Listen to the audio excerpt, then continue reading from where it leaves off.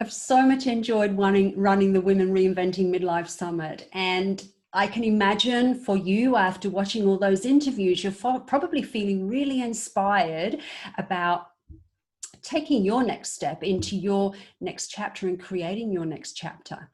Often when we're in this phase of life, we can find that fear and doubt can get in the way. It can get in the way of us getting clear on who we really are and what it is that we want to do and what we want to create in our life next. Through this phase of life, this middle phase, lots of changes happen. You know, if we've got kids, our kids might leave home. If we've got parents, elderly parents, we might be caring for them and they might have passed away. Our relationship might end, or we might be in a relationship and we've been in it for a number of years and we feel like we've lost touch with our partner. If we're single, it can feel even more challenging. There can be a fear. I know I've been single in my 50s, and there can be a fear of spending the rest of your life alone, or fear of being lonely as you age. We can also lose enthusiasm about our work, and we know that we're not enjoying our work like we used to, but we don't know what we want to do instead. As all these changes happen, our roles in life change, and this can cause us to feel a shift in our foundations, and we can lose a sense of who we are. And I know how this feels.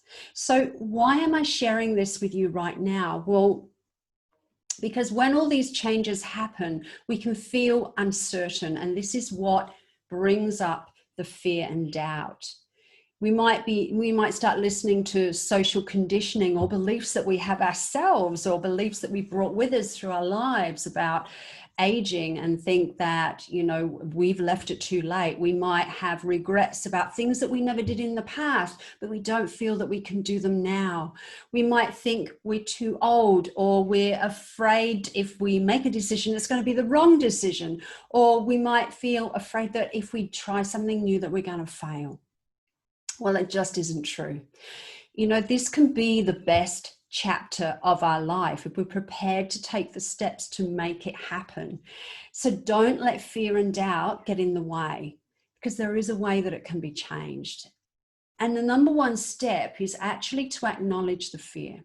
Now, fear doesn't just show up as an intense feeling of fear. It can show up as nervousness or apprehension. It can show up as confusion. It can show up as stress or anxiety. So the important part first is to acknowledge the fear, and acknowledge that little voice in your head that's telling you you can't do something, or you've left it too late. Acknowledge that voice, because all it is, it's your ego mind trying to protect you.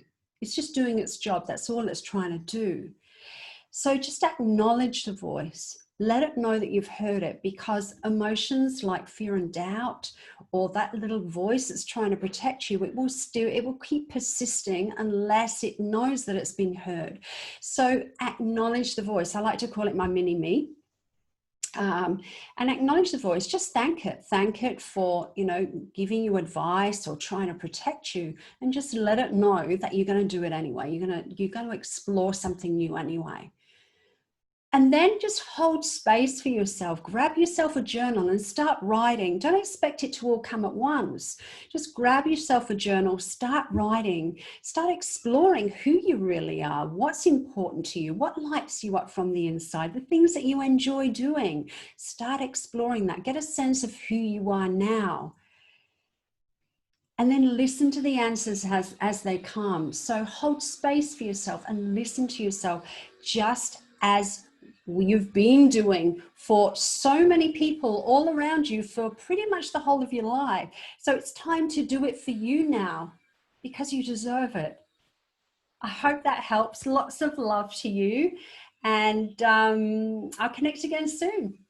Lots of love.